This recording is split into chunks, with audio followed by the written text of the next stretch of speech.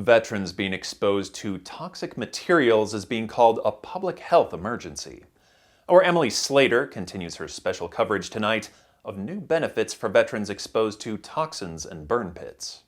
There's still a lot we don't know about the impact of toxin exposures, according to Tippecanoe County Health Officer Dr. Gregory Loomis.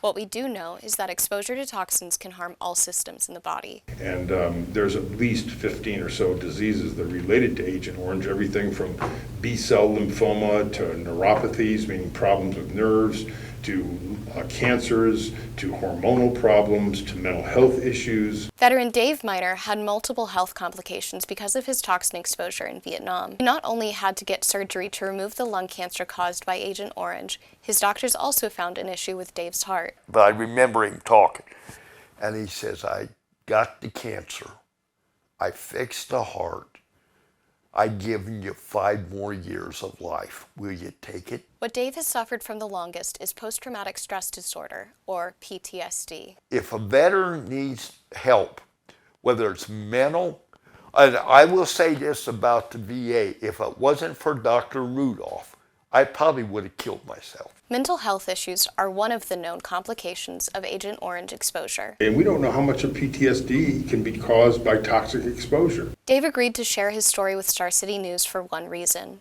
to help other veterans get help like he did. Don't use stupid excuses don't be angry because you're mad at the VA to keep you from saving your life. And that's what I want veterans to know. Veteran John Bennett began receiving higher disability benefits because of the PACT Act that was passed last year.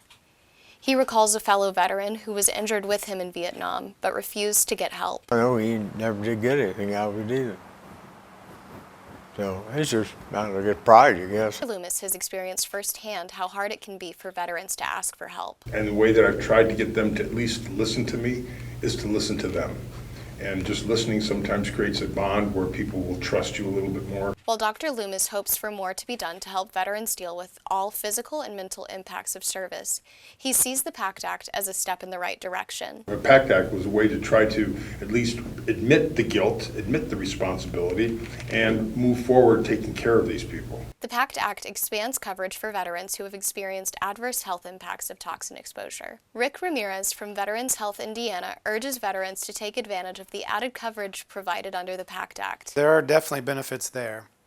Nobody should be suffering with any of these conditions without being treated.